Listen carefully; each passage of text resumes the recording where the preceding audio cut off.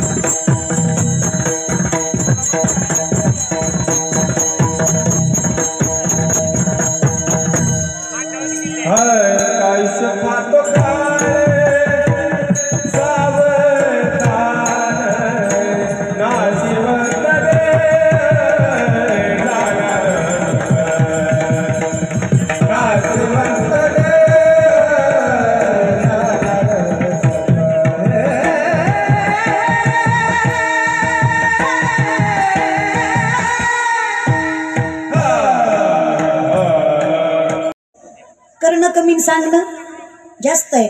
अख्ख्या करून किलोभर तांदूळ दिला पण फेसबुक जाम केला लोकांनी। विषय आहे तो संप्रदायाचा नियम। आता आमच्या कलियुगाचा तो नियम झाला। आम्ही पण ज्ञान कमी, अहंकार जास्त, प्रत्येकाचीच ती अवस्था आहे। पण मला कौतुक वाटलं या गायकवाड कुटुंबियाचं, यातल्या एकाही व्यक्तिमत्वाला तिळमात्र अहंकार नाहीये। इथं येईपर्यंत मला वाटायचं यांच्या विश्वासावर मी आली खरं, पण यांनी नियोजन केलं असेल का, कारण मी अखंडितपणे यांच्या विश्वासावर आली आहे। म्हणजे मला माझं हे ओंकार दादा हे पहिलं कीर्तन असेल आयुष्यातलं माझ्या, योगेश दादा, जे कीर्तनात काहीच ठरवलेलं नाहीये, काहीच नाही। पाकिट बी नाही अपेक्षा ते पण नाही ठरवलं. मी म्हणलं हे आमची घरची काय येडी झाली ती काय म्हणलं. बरं आता काय आहे ना, विषय आमच्या एकटाचा नाही. आता माणसं म्हणतात तुम्हाला काय पाकिटाची गरज आहे, कीर्तन करता. दादा महाराज लोक वाईट नसतात हो. आज मी कीर्तन करते त्याला 19 वर्ष झाली. तोंडाकडे बघू नका, माझ्या 24चीच आहे मी. कीर्तन वयाच्या अशी काय 70-72ची लागून गेली. कीर्तन वयाच्या 5व्या वर्षी चालू केलं, त्यातही काही नवल नाही माय. माझा बाप माळकरी, माझा आजा माळकरी, माझा पंजा माळकरी, माझ्या पंजाच्या पंजा मी माळकरीच होता का. परमार्थ त्यांनी केलं आणि फळ मला भेटलं माय. ताकद माझ्यात नाही, त्या पूर्वजांमध्ये आहे, व्यासपीठात आहे. आणि हे इतकं अधिकारी व्यासपीठ आहे.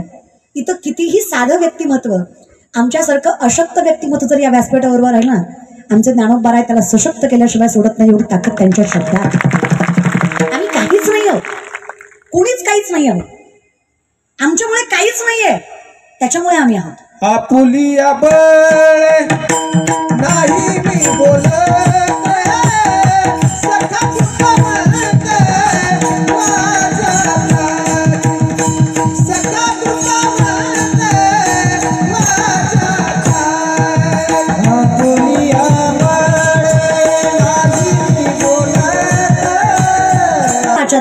साळुंकी मंजुळा बोलत असे वाणी, शिकविता धनी वेगळाची. तुका म्हणे मज बोलविता देव, नामा म्हणे केशवराजा केला नियम चालवी माझा. आम्ही फक्त बोलतो, तो करतो. एवढी ताकद फक्त नामचिंतनात आहे. फक्त काय झालं ना दादा, हा समाज असा झालाय, इथं देवाला मानणारा अनएज्युकेटेड आहे, देवाला नाकारणारा वेल एज्युकेटेड आहे. आम्ही ज्ञानाचा अहंकार केला आणि भगवंत नाकारत गेलो. तुम्ही नाकारता तरी कुठल्या जोरावर भगवंत, कुठल्या बेसिसवर नाकारता? Science 90% science it's Dnyaneshwari. 90% विज्ञान म्हणजे ज्ञानेश्वरी आहे. कधी हातात घ्या, केमिस्ट्रिकल सूत्र, बायोलॉजिकल सूत्र, तुम्हाला सगळं ज्ञानेश्वरीमध्ये बघायला भेटेल. या बल्बचा शोध 100-125 वर्षापूर्वी पाश्चिमात्य सायंटिस्टने लावला. अख्ख्या जगाला त्याचं नाव माहीत आहे. 750 वर्षापूर्वीचा काळ आहे. 16 वर्षाचे ज्ञानेश्वर माऊली ज्ञानेश्वरीमध्ये 750 वर्षापूर्वी सांगतात, उदकाचेनी आवेशे प्रगटले ते लखलखीत दिसे, तया विजू माझी असे सलील काही.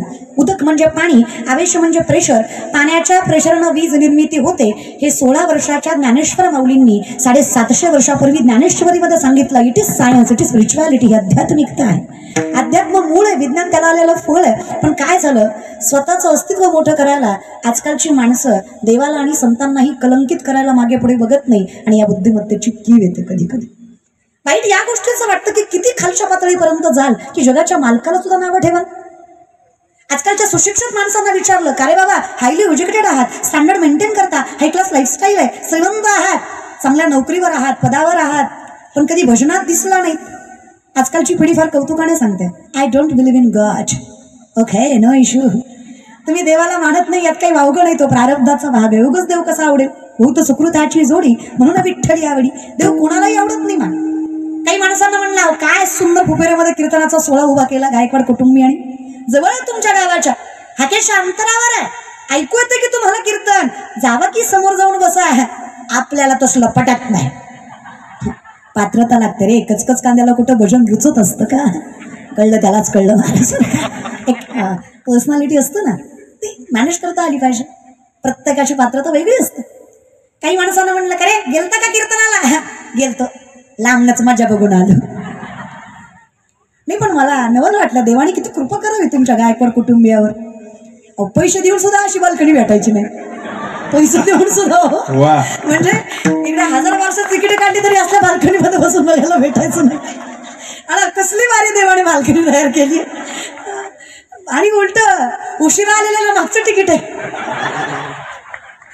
लवकर आल्यावर मागचं तिकीट भेटतं. इथं उलट आहे, उशिरा आल्यावर मागचं तिकीट आहे. आणि सगळ्यात वरची बसल्यावर मला नवल वाटते, ती जर आली तर डायरेक्ट तिथं येते. अंतरच नाही कुठे दुसरीकडे. खरं आहे, हरकत नाही. गोड बसलात तुम्ही सगळी माणसं. अधिकार आहे रे, देवाचं भाग्य लागतं, तेवढं पुण्य लागतं. या विषयाकडे माणसं म्हणतात आलतो.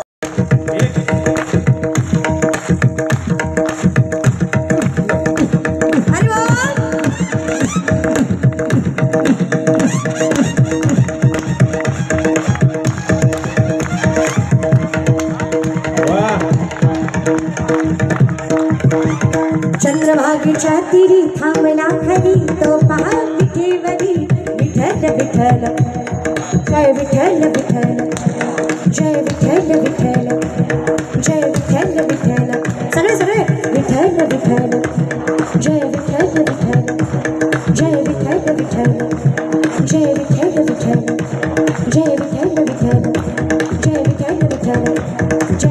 विठ्ठल ये ओ विठ्ठल माझे माऊली ये ओ विठ्ठल माझे माऊली ये ओ विठ्ठल माझे माऊली ये ओ विठ्ठल माझे माऊली. परस्त्रीकडे वाईट नजरेनं बघणार नाही तुम्ही.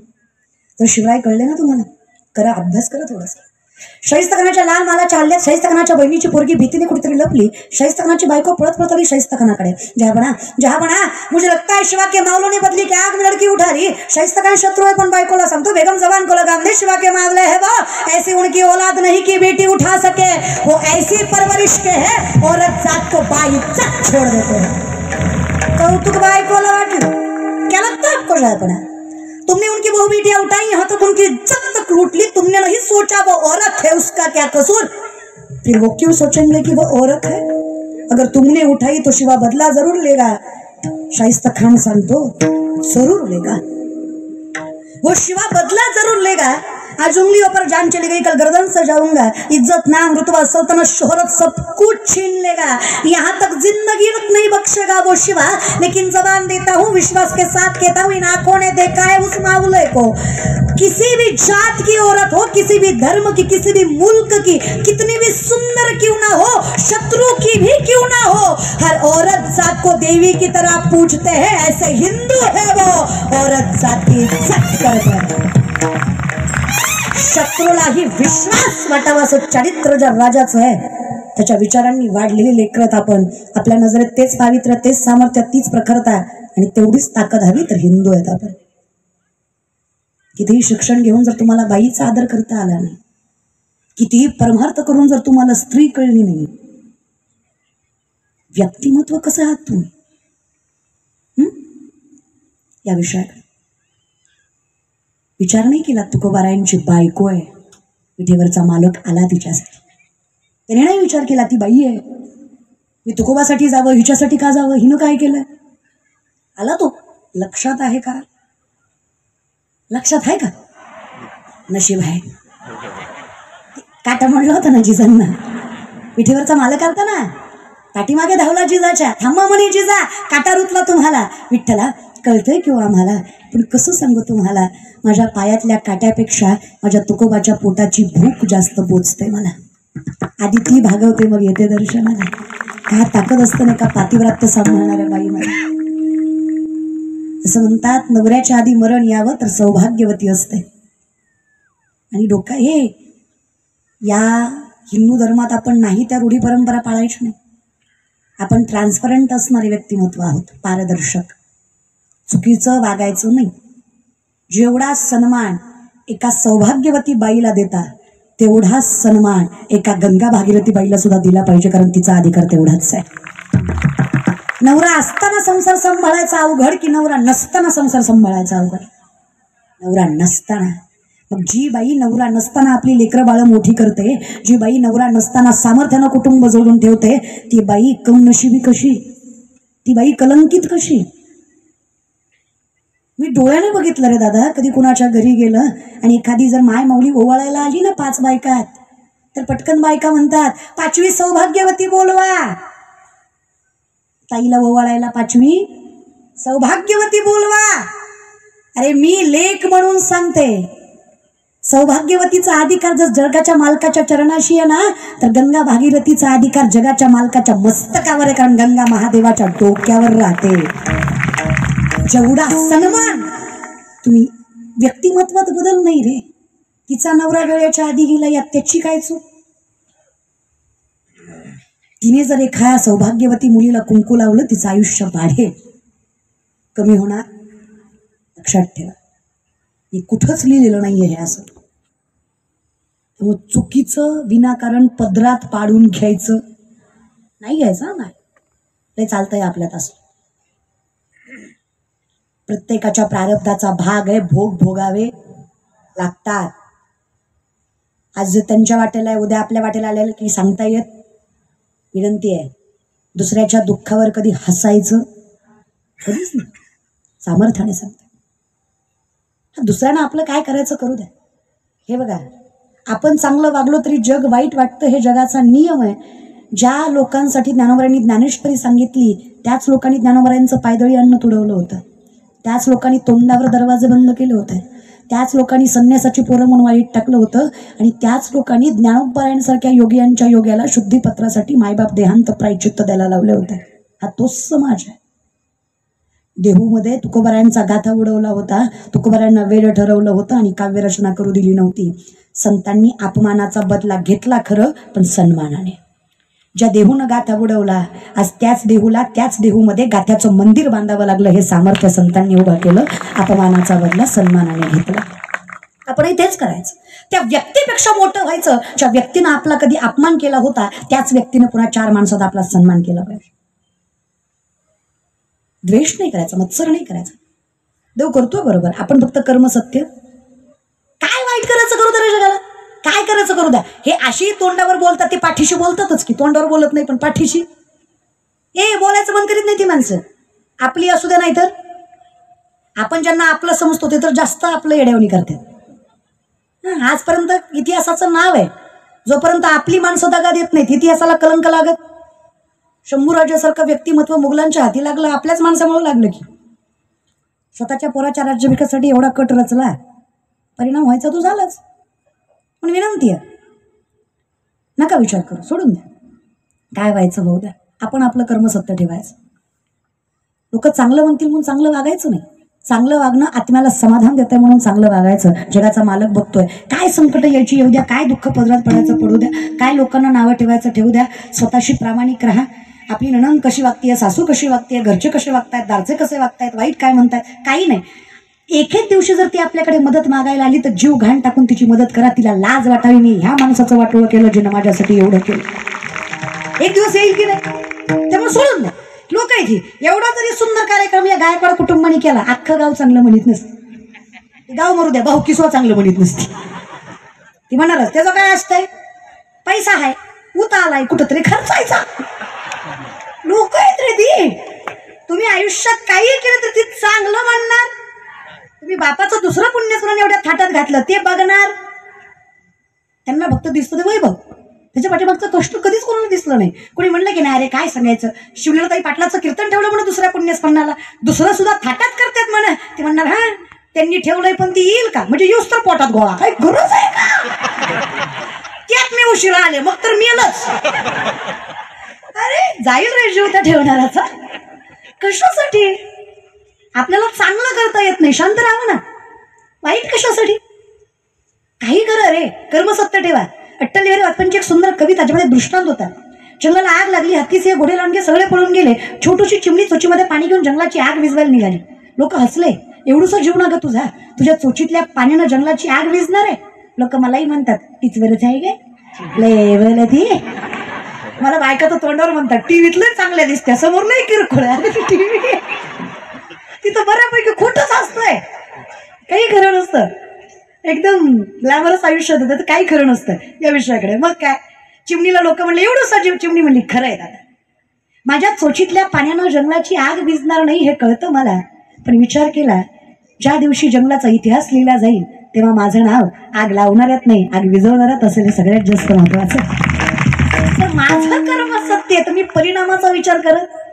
मला माहित आहे, घालोनिया भार राहिलो निश्चिंती, निर्विले सुमती विठोबासी. जगाचा मालक आहे की माझ्या कर्माचं फळ द्यायला. आला की पांडुरंग जिजाच्या पाठीमागे धावत, साधा नाही येतो. त्याच्या चरणाचा लाभ व्हावा म्हणून ऋषी मुनी तपस्वी झाडाला उलट टांगून तपश्चर्या करतात. जिवंतपणी ज्यांचा हाडमांस प्राणी पक्षी खातात, तरी भान न बाळगता ज्यांनी तपश्चर्या करावी त्या माणसांना सुद्धा माझा विठ्ठल मिळत नाही.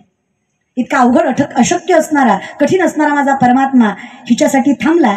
तुकोबांना भाकरी देऊन जिजा पाठीशी आल्या. देव जाग्यावर आहे, नवल वाटलं. त्या देवानं जिजाईचा पाय स्वतःच्या हातात घेतला. काय भाग्य असेल त्या मायमाऊलीचं.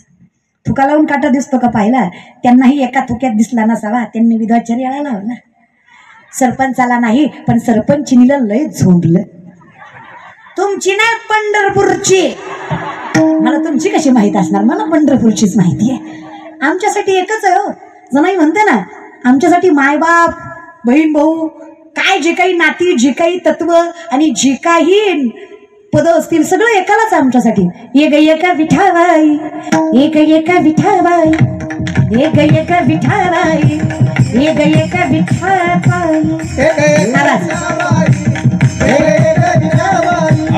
एक एका विठाबाई. माथा चुकवी